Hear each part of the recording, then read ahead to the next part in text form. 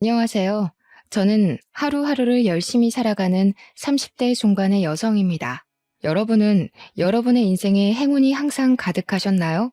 지금부터 제가 하는 행운에 대한 이야기가 누군가에겐 공감하지 못할 이야기일 수도 있겠네요.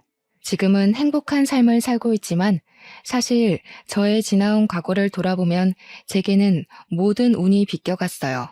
그리고 인생에 있어서 제일 중요한 복이 부모 복이 아닐까 싶을 정도로 제 유년 시절은 고난의 연속이었습니다.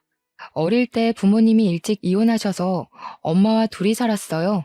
처음에는 여인숙을 전전하며 살아야 할 정도로 경제적으로 너무 어려웠죠. 이러다가는 안 되겠다 싶으셨는지 엄마는 친척들에게 돈을 빌려 식당을 차렸어요.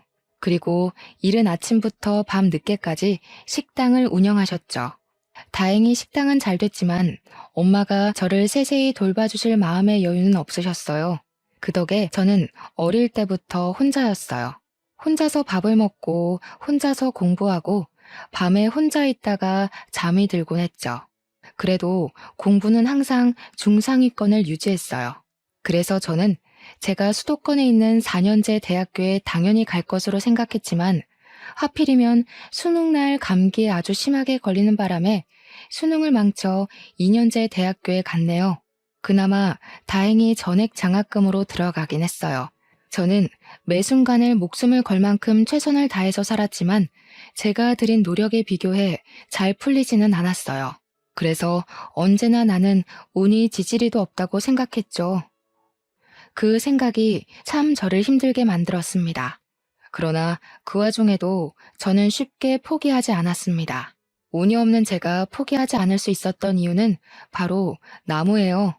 저는 어릴 때부터 나무를 정말 좋아했어요. 나무의 잎사귀만 봐도 이게 무슨 나무인지를 줄줄 말할 수 있을 정도여서 저의 어릴 때 별명이 나무 박사였어요. 그런데 이 나무를 보니 다들 꽃이 피고 열매를 맺는 시기가 다르더라고요. 그리고 꽃이 피고 열매 맺는 시기가 아닐 때는 볼품없던 나무들이 자신의 때가 되면 예쁜 꽃이 피고 먹기 좋은 열매를 맺는 모습을 보면서 나도 아직은 나의 시기가 아니지만 언젠가는 내 인생의 꽃이 반드시 필 것으로 생각하며 절대 포기하지 않았죠. 이러한 긍정적인 생각 때문인지 학교 졸업 후에는 그래도 잘 풀리는 것 같았어요. 친구들이 4년제 대학교를 졸업 후 회사를 구하지 못해 백수 생활을 할 때 저는 3년제 대학을 이미 졸업해서 이 친구들보다 훨씬 빨리 회사 생활을 할 수 있었어요. 회사도 대기업만큼은 아니어도 중소기업 중 월급도 충분히 먹고 살고도 한 달에 30만 원 정도는 저축할 수 있을 만큼 받았고 회사 동료들도 다들 너무 좋아서 재밌게 다녔어요. 그리고 이 회사에서 동료의 소개로 남편을 소개받기도 했죠. 남편은 중견기업의 대리로 연봉도 회사 복지도 엄청 좋았어요. 저는 직업도 안정적이고 성실한 남편의 모습에 반해 연애하고 결혼까지 결심했어요. 결혼을 준비하며 드디어 내 인생에도 꽃이 핀다고 생각했어요. 그러나 아직은 아니었죠. 결혼 준비를 하는데 시댁에서 저를 너무 싫어하는 거예요. 그 이유는 제가 바로 이혼한 가정에서 자랐기 때문이었죠. 시어머니는 이혼한 가정에서 제대로 가정교육이나 받고 자랐겠냐며 처음 인사를 하러 갈 때부터 좋게 보시지 않으셨어요. 그래도 엄마의 식당이 동네 사람들이 이름만 들어도 어디에 있는지 다 아는 정말 유명한 한식당이었고 하나뿐인 딸이 결혼한다고 엄마가 집까지 마련해 주셔서 결혼에 승낙하셨어요. 저는 엄마가 그동안 정말 많이 고생해서 모은 돈인데 그 돈으로 제가 살 집을 마련하지 말고 엄마의 노후를 위해 쓰시라고 했어요. 하지만 하나뿐인 딸이 결혼하는데 시댁에서 기죽지 말고 할 말 다 하며 당당하게 살라고 마련해 준다고 하시더라고요. 그러면서 사실 이 돈은 제가 대학교에 가면 쓰려고 모아둔 돈이었는데 대학을 전액 장학금을 받고 들어가고 생활비도 수학, 과외 아르바이트로 스스로 벌어서 모은 돈을 쓸 일이 없었다며 그 돈으로 집을 마련해 주셨어요. 제가 대학을 3년제로 나오긴 했어도 학교 근처 엄마들 사이에서 수학을 정말 잘 가르친다고 소문이 자자했거든요. 그 덕에 학교를 다니는 3년 내내 명문대 학생들이 받는 만큼의 과외비를 받으며 생활했어요. 시댁에서는 저희 엄마가 집을 마련해 주신다는 것을 알고 이혼 가정에서 자라서 솔직히 걱정은 된다만 그래도 그 나이에 집도 있는 것을 보니 착실히는 살아온 것 같다며 결혼을 허락하셨어요. 결혼하고 첫 1년은 정말 좋았어요. 저도 남편도 열심히 일했고 엄마가 집을 마련해 주신 덕에 대출 하나 없이 시작했어요. 이대로만 가면 꽤 넉넉하게 잘 살 수 있겠다고 생각했죠. 그리고 곧 임신하게 되었는데 병원에서 유산의 위험이 있다며 조심하라고 했어요. 저는 아기를 지키기 위해 잘 다니던 회사도 관뒀어요. 회사를 관두는 것은 아쉬웠지만 23살부터 10년 조금 넘게 다녀서인지 퇴직금이 엄청 많더라고요. 저는 그 퇴직금을 잘 모아뒀다가 나중에 우리 아기를 위해 뜻깊게 써야겠다고 생각했어요. 우리 아기는 어떤 모습일지 상상하며 하루하루를 설렘으로 살아가던 어느 날이었어요.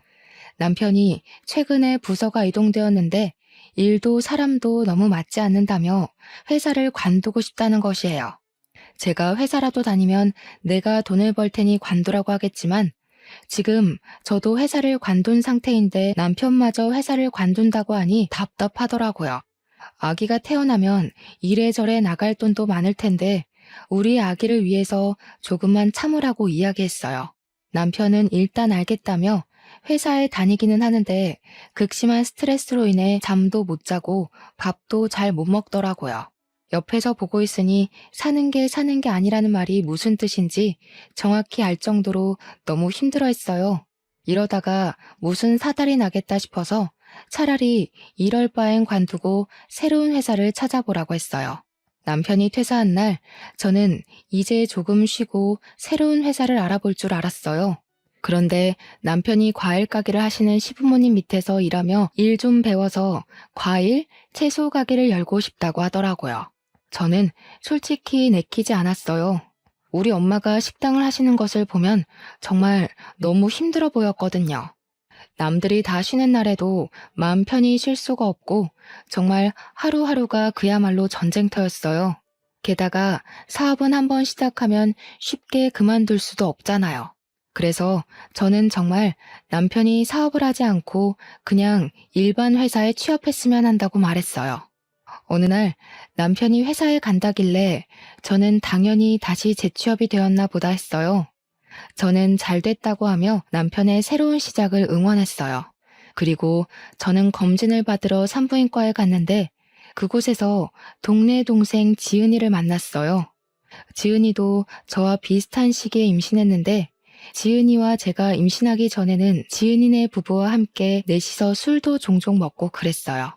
그런데 지은이가 오늘 오전에 과일을 사러 갔는데 제 남편을 과일 가게에서 봤다며 형부 회사 관두고 가게에서 일하시냐고 하더라고요. 저는 최근에 회사를 관두긴 했지만 새로운 곳에 이직해서 오늘 첫 출근했다고 했어요. 지은이는 그럼 잘못 본 건가 하며 고개를 갸우뚱하는데 뭔가 기분이 이상하더라고요. 혹시나 하는 마음에 병원 진료 후 시댁 과일 가게에 가니 역시나 시어머니와 남편이 그곳에서 과일 정리를 하고 있더라고요. 여보, 오늘 회사 첫 출근한다더니 여기서 뭐 하고 있어? 아니, 당신이 여기 어떻게 왔어? 마침 할 말이 있었는데 잘 왔다. 남편이 뭐 하고 싶다고 하면 마누라는 집에서 살림하면 내조를 해야지. 네가 하도 반대하니까 얘가 몰래 나와서 이러는 거 아니냐? 너 우리 아들 밖에서 돈 못 번다고 눈치 주고 그러는 거 아니니? 어머니, 저는 맹세코 정환 씨가 회사를 그만두고 왔을 때 싫은 소리 한 번도 한 적이 없어요. 다만 정환 씨가 고생하며 사업을 하는 것보다는 회사에서 매달 정해진 월급 받으며 일하는 것이 더 편할 것 같아서 사업만은 하지 말라고 한 거였어요. 내가 그 말을 어떻게 믿니? 그래도 남편이 돈을 벌겠다고 해보겠다는데 마누라가 돼서 잘할 수 있게 도와주고 해야지. 예전에는 남편이 무슨 말을 하면 마누라는 그냥 네 하고 따라야 했다. 그래도 정환 씨가 눈에 빤히 보이는 힘든 길을 자처해서 가겠다는데 그래도 그냥 도와줘요? 그건 아니잖아요. 이거 말 대꾸 하는 거 봐. 이혼 가정이라 제 부모한테 보고 배운 게 없어서 뭘 알긴 알겠어. 말해봤자 내 입만 아프지. 어휴, 자식 팔자가 부모 팔자 따른다더니 우리 정한이가 팔자 사나운 년 옆에서 평생 고생이나 하지 않을지 몰라. 시어머니가 이렇게 저에게 막말하는데 남편은 그 옆에 가만히 서 있기만 하더라고요. 저는 그래도 남편이 조금이라도 자기 엄마를 말릴 줄 알았거든요. 정말 벙어리처럼 아무 말도 하지 않는데 제 편을 들어주지 않아 답답하기도 하고 너무 미웠어요. 어머니께 방금 하신 말씀은 너무 하셨다고 사과해달라고 말하고 싶었지만 손님도 오시고 해서 저는 그냥 집에 왔네요. 제가 집에 도착하고 1시간 정도 지났으려나요? 남편이 퇴근하고 오더라고요. 남편은 오자마자 시부모님 밑에서 과일 장사하는 것을 배우고 하면 잘 될 것 같다며 요새 이 동네에 신축 아파트가 많이 생겼으니 그 아파트 단지 내 상점에 들어가고 싶다고 하더라고요. 그러면서 부모님이 과일 장사를 오래 하셔서 싱싱하고 저렴한 과일을 파는 도매업체를 잘 아시니까 그곳에서 저렴하게 과일과 채소를 받아서 팔면 될 것 같다고 하더라고요. 그래도 저는 남편이 사업보다는 회사에 다녔으면 했어요. 왜냐하면 사업해서 잘 되는 경우도 분명 있기는 하지만 솔직히 그러기 위해서는 정말 나의 돈과 시간은 물론이고 영혼까지 갈아 넣어야 가능한 일이잖아요. 솔직히 저희 엄마도 뼈가 빠지게 일하셔서 식당을 그만큼 성공시킨 것이거든요. 그전에는 식당이 안 돼서 저 재워놓고 많이 우시는 모습을 많이 보며 자랐어요. 엄마의 그런 모습들이 생각나서 더 사업하기 두렵다고 했어요. 남편은 그런 저의 걱정을 아는지 모르는지 그래도 자신은 무조건 사업을 하고 싶다고 밀어붙이더라고요. 저는 이 부분은 조금 더 생각해보자고 말했어요. 그리고 아까 과일 가게에서 시어머니가 하신 말씀들 너무 하신 거 아니냐고 했어요. 아까는 손님들도 오시고 해서 그냥 갔는데 어머니께서 또 그런 식으로 말씀하시면 그때는 정말 참지 못할 것 같다고 이야기했죠. 그랬더니 남편이 그렇지 않아도 너무 심한 것 같아 엄마에게 잘 말씀드렸고 앞으로는 절대 그럴 일 없을 것이라고 미안하다고 하더라고요. 저는 그렇게 말하는 남편의 말을 바보처럼 철석같이 믿었네요. 남편은 그 뒤에 시댁에서 충실히 배웠고 3개월 정도 지나 신축 아파트에 과일 채소 가게를 열었어요. 신축 아파트라 아직 근처에 가게가 없던 터라 동네 엄마들이 생각보다 많이 방문하더라고요. 과일과 채소가 많이 신선했는지 입소문이 나기 시작했어요. 점점 손님이 많아져 남편 혼자 운영하기에는 너무 힘든 상황까지 이르렀죠. 남편은 매일 피곤함에 찌들어서 퇴근했으나 아직은 사업 초기라 아르바이트생을 고용하기에는 조금 부담이 되는 상황이었어요. 하루는 남편이 시어머니와 통화를 하면서 퇴근을 하더라고요. 남편은 집에 오자마자 제게 핸드폰을 주었어요. 너는 요새 집에서 뭐하고 사니? 네 남편은 너랑 아기 먹여 살리겠다고 저리 힘들게 일하는데 너는 뭐하고 있느냐 말이다. 어머니, 저도 집에 있기 답답하긴 한데 병원에서 지금 유산의 위험이 너무 크다고 절대 안정을 위하라고 해서 일단 집에만 있는 거예요. 우리 아기 지켜야 하잖아요. 하여튼 요새 젊은 것들은 나약해 빠져서 안 된다니까. 유산의 위험은 무슨? 너는 맨날 피곤한 정한이 보면서도 그런 이야기가 나오니? 젊은 사람이 집에만 있으면 더 아파. 좀 나가서 정한이 일도 돕고 해라. 알겠어? 시어머니는 남편은 일하는데 저만 집에 있는 것이 못마땅하셨는데 가게에 나가서 일 좀 도우라고 성하셨어요. 그러나 병원에서는 아직은 위험하니 집에서 최대한 움직이지 말고 안정을 취하라기에 어쩔 수 없이 저는 계속 집에 있었네요. 하루는 남편이 몸살이 심하게 왔어요. 아예 일어나지도 못하고 침대에 누워 끙끙 앓기만 하더라고요. 어쩔 수 없이 가게는 하루 쉬고 저는 남편에게 먹일 죽을 끓이고 있었어요. 그때가 아침 7시였는데 그 이른 시간부터 시어머니가 집에 오셨어요. 나왔다. 아휴, 우리 집 아들 자기 마누라 먹여 살린다고 그리 고생하더니 이렇게 알아 누웠네. 알아 누웠어. 예, 정환이 뭐 좀 먹였니? 지금 밥을 먹을 상태가 아닌 것 같아서 죽 끓이고 있었어요. 그런데 어떻게 알고 오신 거예요? 어떻게 알고 오기는 정환이가 연락했으니 왔지. 너는 남편이 그렇게 죽을 듯이 일하는데 어떻게 가게에 한 번 와서 도와줄 생각을 안 하냐? 저는 애도 아니고 부인도 있는 사람이 아프다고 엄마에게 연락해서 아침 대바람부터 시어머니를 이 집에 오시게 한 남편이 정말 미웠어요. 하지만 아파서 누워있으니 뭐라고 할 수도 없고 그냥 꾹 참았죠.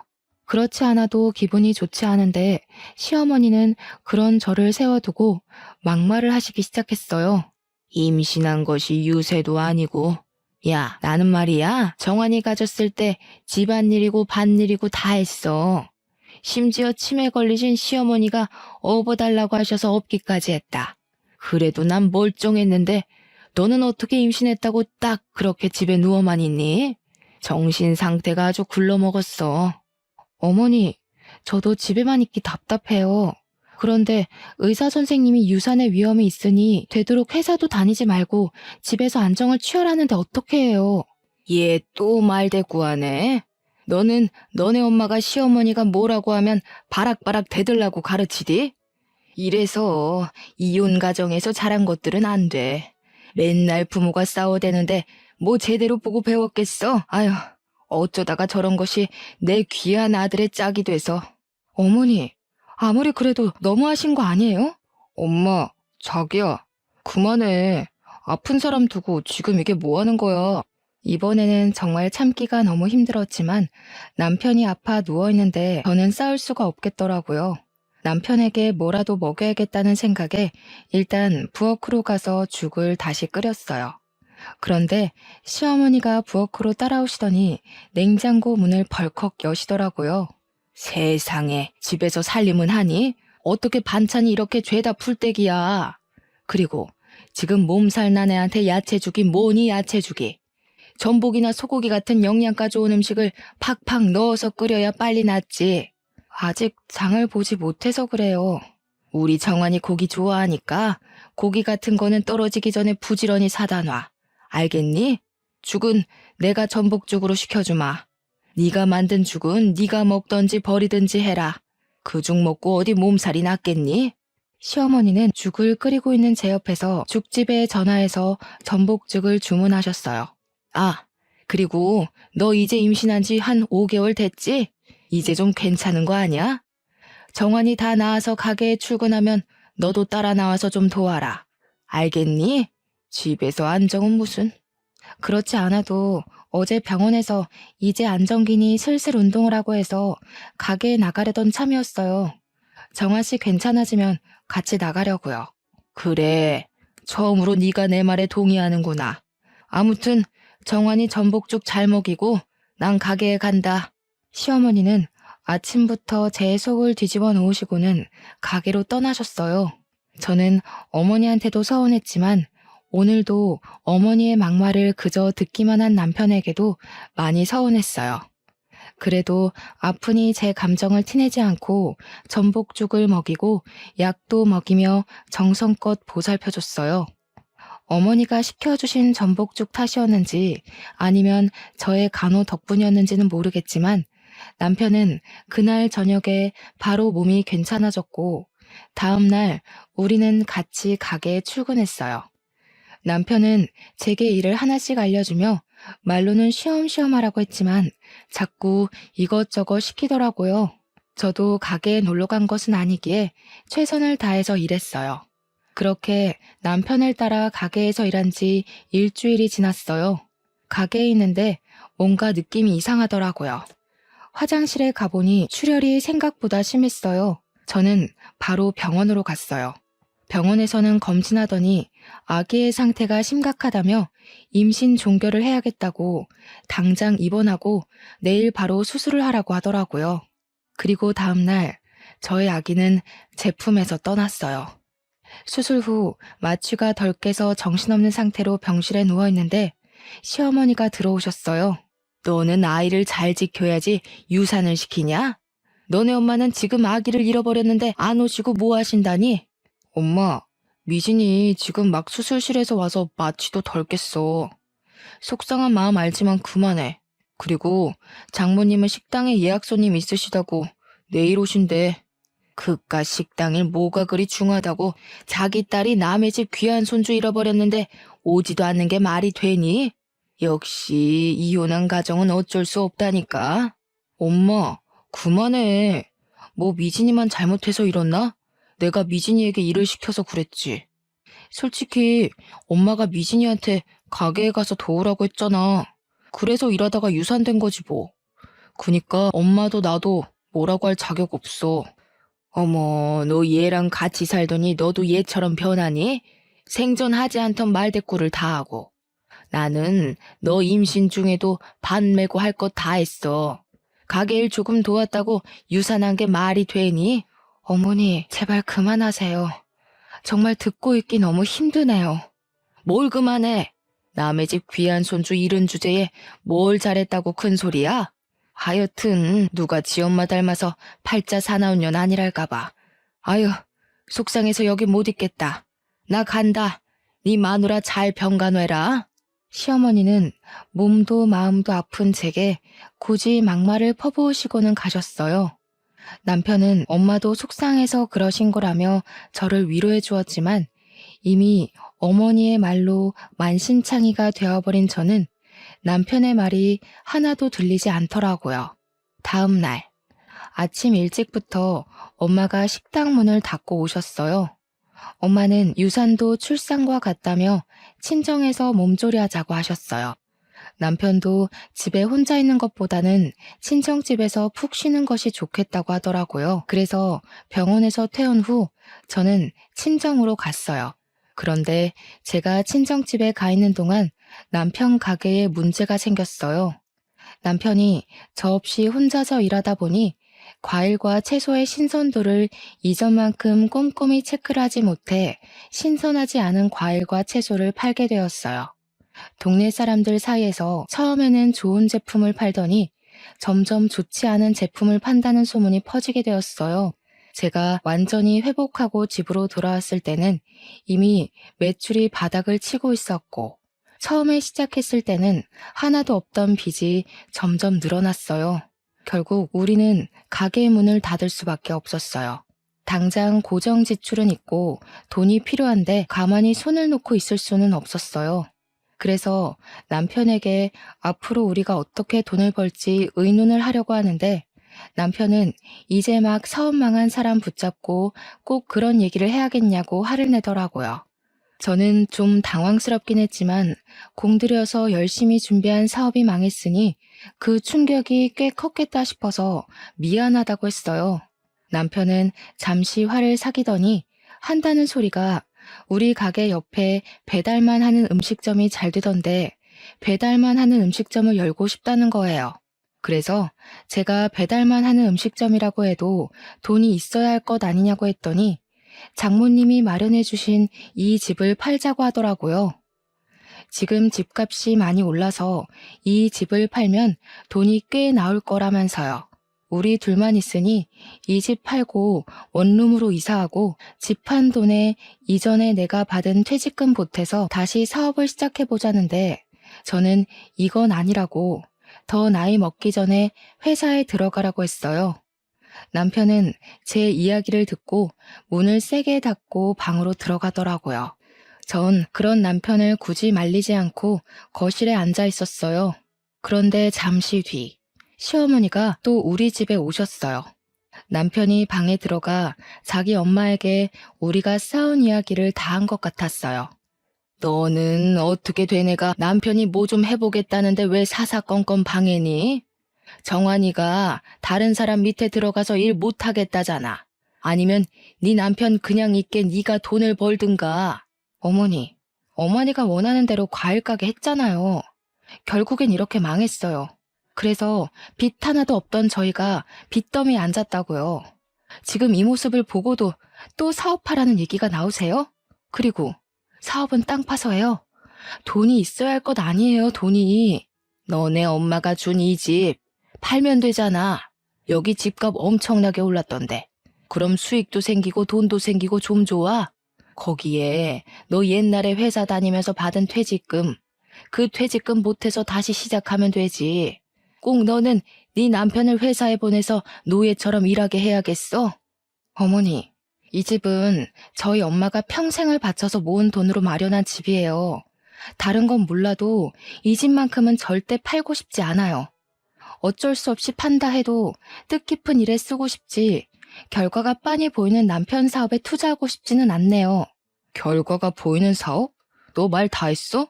무슨 결과가 보이는데? 무슨 결과겠니?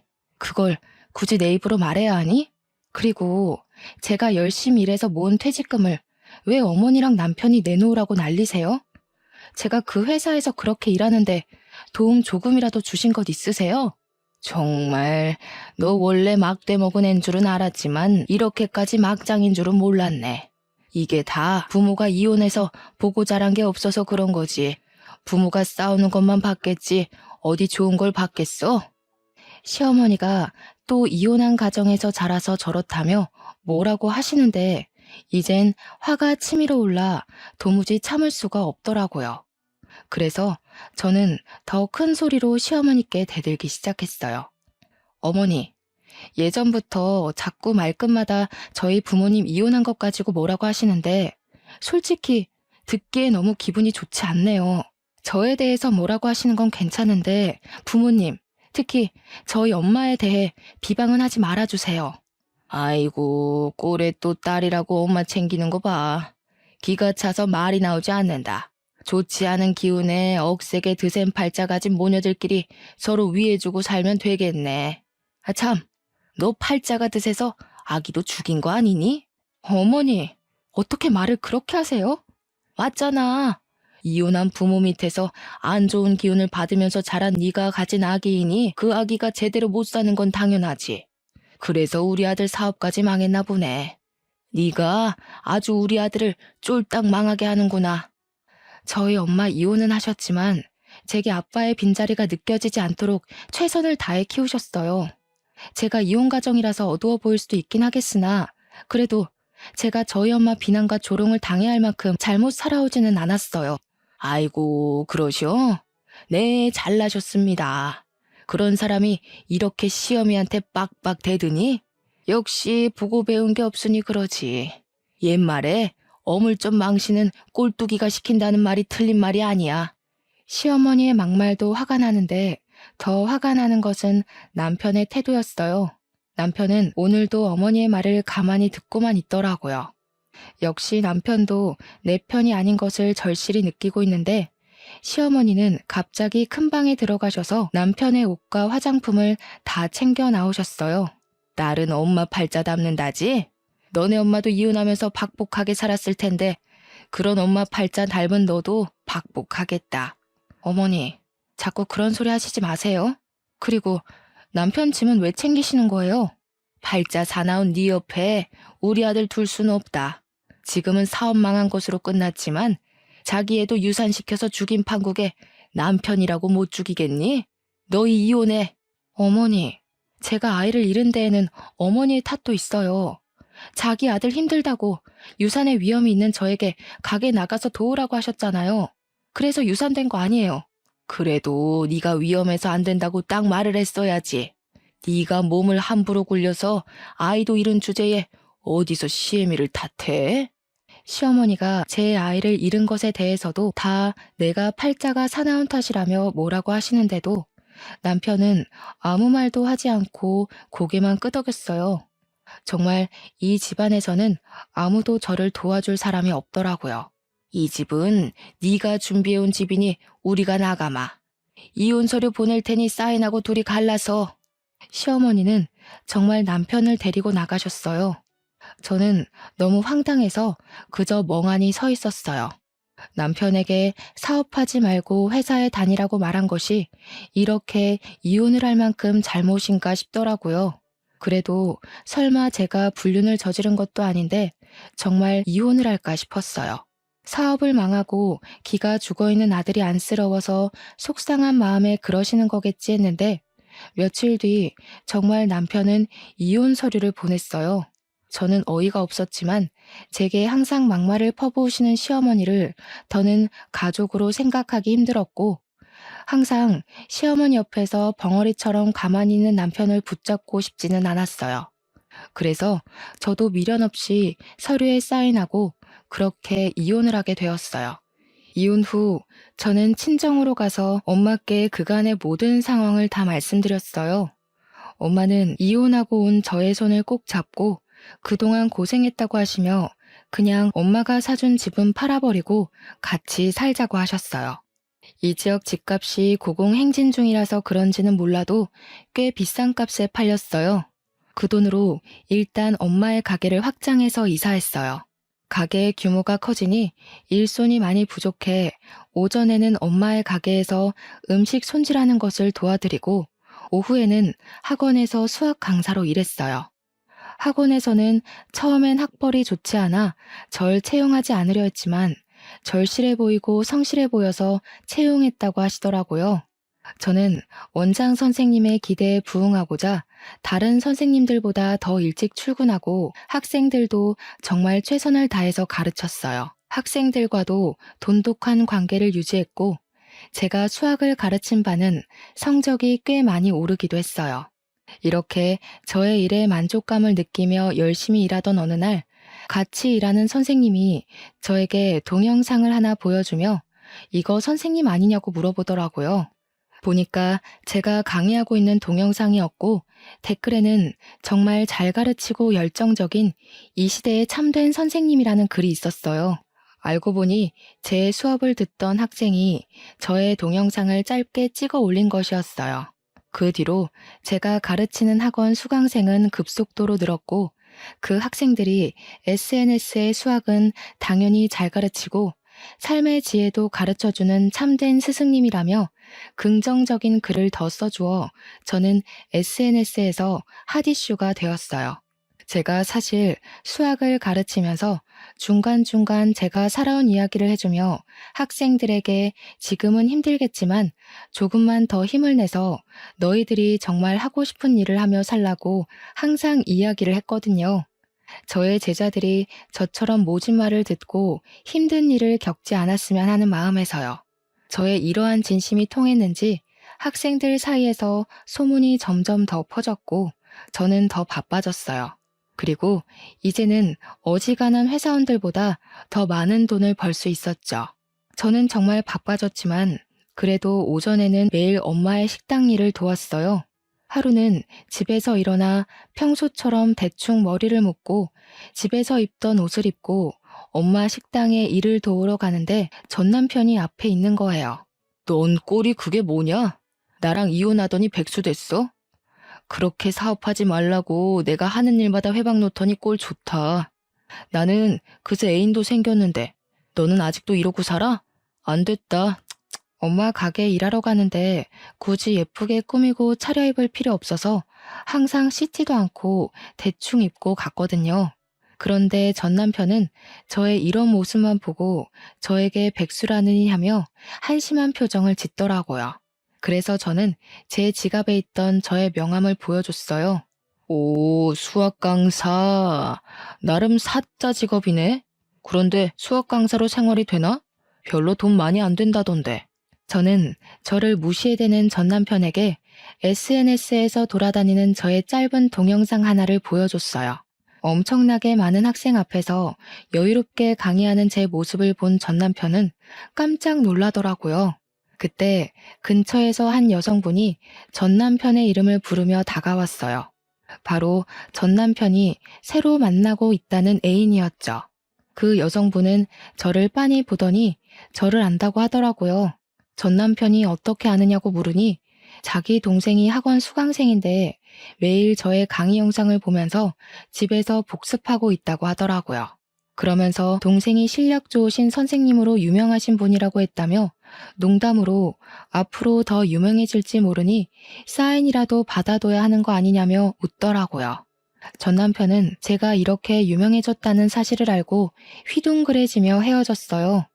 엄마의 가게에 도착해서 일을 돕는데 엄마가 재밌는 이야기를 하나 해주시겠다고 하더라고요.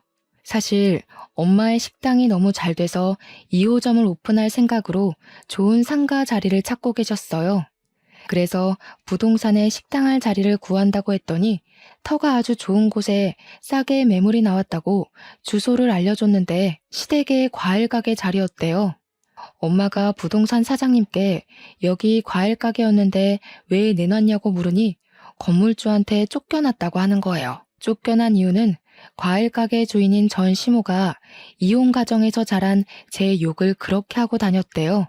이혼한 부모 밑에서 자라 팔자 억세고 운도 지지리도 없는 년이랑 자기 아들이 결혼해서 하는 일마다 풀리지 않는다면서요.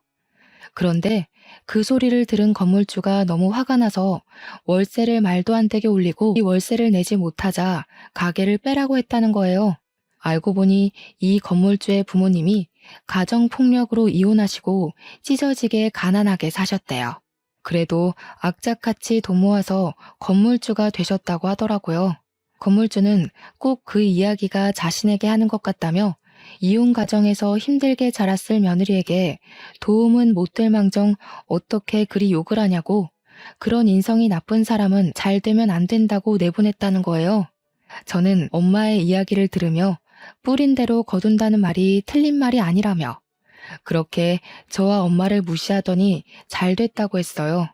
그날 오후 엄마는 잠깐 짬을 내서 전 시모의 과일 가게를 인수했고 그 뒤로 2호점 오픈 준비에 학원 강의까지 하루하루를 눈코 뜰 새 없이 바쁘게 보냈어요. 강의를 마치고 밤늦게 집으로 가는데 전 남편이 집 앞에 있는 거예요. 퇴근하는 저를 보더니 다시 같이 살자고 하대요. 저는 네가 만나는 애인은 어쩌고 나한테 와서 이러냐고 물으니 그때 걔는 예뻐서 만나긴 했는데 너무 무식하다고 하더라고요. 그러면서 저처럼 똑똑하고 현명한 여자를 만나고 싶다고 하더라고요. 전 당연히 전 남편과 합칠 생각이 눈꼽만큼도 없어서 그냥 보낼까 하다가 전 시모의 과일 가게도 쫓겨났다는데 뭐하고 사는지 궁금하더라고요. 물어보니 그냥 엄마 과일 가게가 망해서 지금은 회사 구하면서 막노동을 하고 있다는 거예요. 아휴, 그렇게 사업하고 싶다고 노래를 부르더니 결국 그렇게 됐어? 내가 넌 멍청하니까 사업하지 말고 진작에 회사 다니라고 했잖아. 진짜 100번은 말한 것 같은데? 그래도 난 너네 엄마 덕에 인생 폈지. 너 같은 머저리랑 이혼시켜줘서 그 뒤로 나는 인생이 아주 잘 풀리네.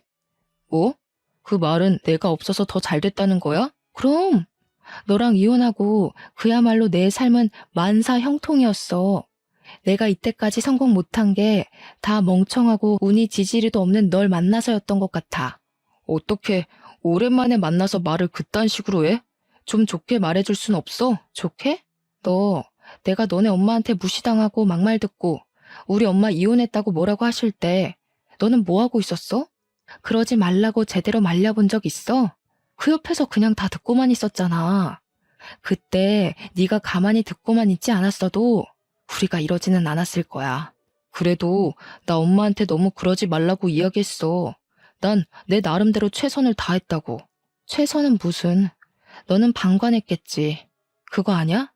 나 그때 너 벙어리인 줄 알았어. 말 못하는 벙어리. 그래도 네가 그때 가만히 있어줘서 나도 열받아서 너랑 결혼 생활 더 못하고 헤어지고 잘 됐으니 뭐 딱 좋네. 저의 비난과 조롱에 전 남편은 망연자실한 표정으로 제 앞에 서 있더라고요.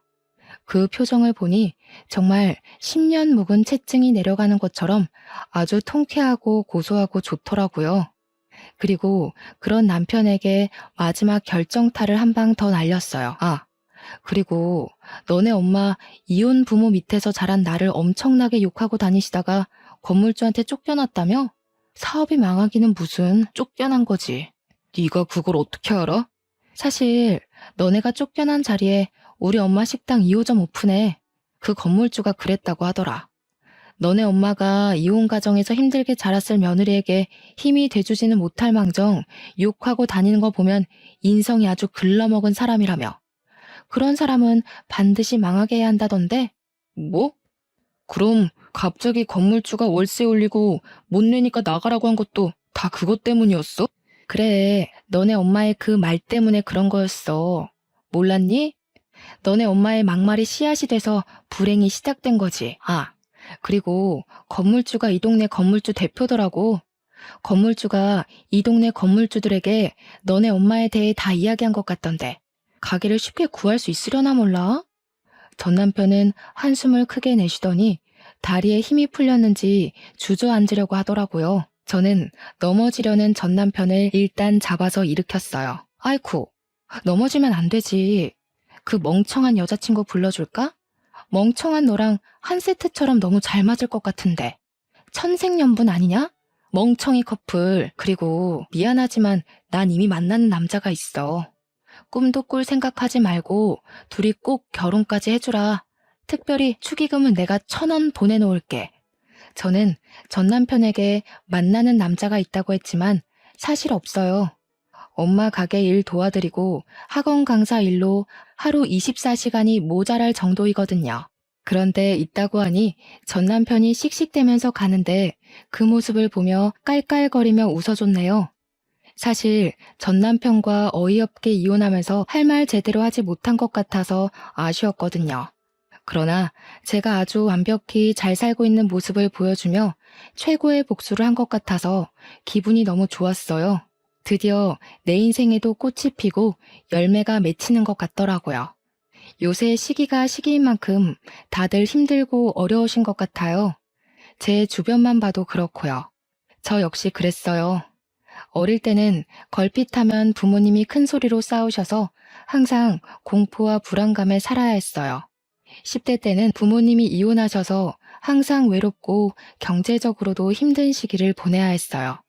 20대가 되며 경제적인 어려움이 해결되며 잠시 행복해지나 싶더니 20대 후반에는 평생 제 편이 되었을 아이를 잃었고 이혼까지 겪어야 했죠.